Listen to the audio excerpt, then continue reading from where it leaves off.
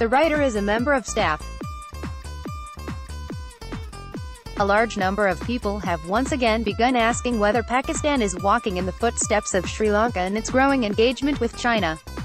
The new talk has been sparked by a long article in the New York Times that, for the first time, provides details thus far unknown about how the Hambantota Port project was conceived and executed. People have long looked upon this project, which saddled Sri Lanka with debt so large that the country was forced to go to the Chinese asking for rescheduling some of the payments. The request was granted in a deal that saw China swap equity in the project for debt, effectively taking over the port and 15,000 acres of surrounding countryside on which to build an industrial zone. In effect, Sri Lanka had to cede control over strategic territory to China in return for debt relief. So, naturally, many are now asking, might the same thing happen in Pakistan in the case of Gwadar? One of the most damning details revealed in the article relates to payments made by China Harbour, the company that built Hambantota Port in Sri Lanka, to the close associates of the President Rajapaksa who had approved and launched the project. He was ousted from power after losing an election in January 2015 to one of his own close associates. The numbers of the Sri Lanka story are far larger in Pakistan. Exactly how large we do not yet know, but we may soon enough. Chinese officials and the China Harbour Company went to great lengths to keep relations strong with Mr. Rajapaksa, the article says. At least $7.6 million was dispensed from China Harbour's account at Standard Chartered Bank to affiliates of Mr. Rajapaksa's campaign, it continues, citing a government document that the reporter has seen. Beyond this, the story is a more familiar one of a vanity project, with little to no commercial potential, launched at 1 to 2% interest rates, while alternative funding was available for half a percentage point, an overeager leader who wanted to accelerate the timeline for completion for political purposes, resulting in an escalation of the debt to 6%, followed by difficulties in making repayment. Then the Sri Lankan government borrowed $1 billion from the China Development Bank to make some critical repayments, and eventually faced with a massive debt burden, had to go to the IMF for a bailout. One byproduct of the IMF approach was that much of the financing details of Chinese projects had to be opened up before fund authorities, who need a detailed picture of all inflows and outflows scheduled from any economy that they are bailing out before they can commit any funds. That was in June 2016, when the new Sri Lankan government that entered after the elections in the preceding year successfully completed negotiations for a 3-year extended fund facility worth $1.5 billion, far smaller than the ones Pakistan signs on to, by the way.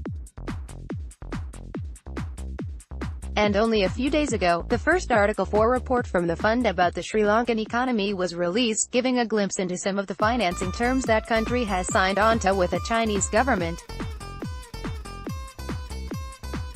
Infrastructure-related FDI from China averaged about $200 million annually over 2013 to 17, 1/4% of GDP, while outstanding bilateral loans from China to Sri Lanka's public sector, including SOEs, are estimated at about $4.6 billion at end 2016, 5.8% of GDP, that report says in a special box dedicated to Chinese investments. A back-of-the-envelope calculation shows the enormous difference in the financials between the Chinese investment in Sri Lanka and that in Pakistan.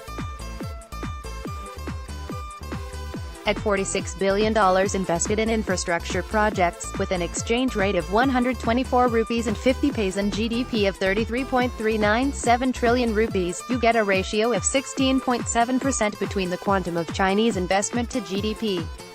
Compare that to 0.25% per year in Sri Lanka over 4 years.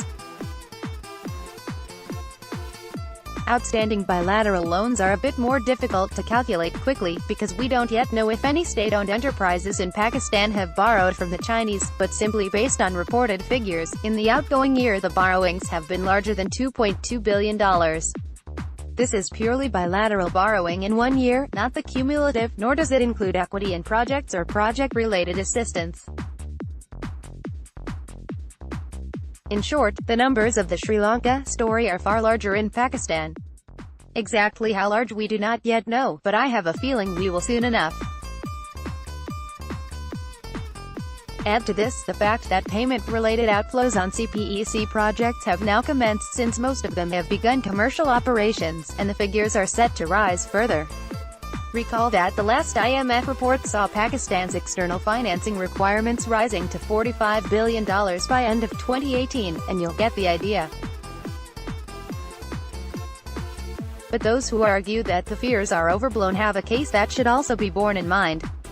For example, Hambantota Port is not commercially viable, and was never seen as such, leading many to speculate that it had military objectives behind it. Similar speculation revolves around Gwadar, which will also be many years before it reaches commercial viability. But China can force the pace of commercial activity simply by devoting a fraction of the sea traffic controlled by its giant shipping company, COSCO, to its new ports. It is investing in port infrastructure in Abu Dhabi, Jebel Ali, Peru and Greece, among many other countries. Surely all that cannot be military-related. In any event, the financial story of these projects needs closer scrutiny. Now that Pakistan is approaching a moment that Sri Lanka passed in 2015, and Malaysia passed in May, perhaps an opportunity to more publicly evaluate the financials of these projects is opening up before us. There are genuine grounds to be concerned about what exactly we have signed up for in all the CPEC projects, and those concerns deserve to be addressed in a more open manner than what the PMLN government allowed for. The writer is a member of staff. Karam.Hussain@gmail.com. Twitter, @KaramHussain. Published in Don, June 28, 2018. For more live updates, follow Don.com's official news Instagram account @Don.Today.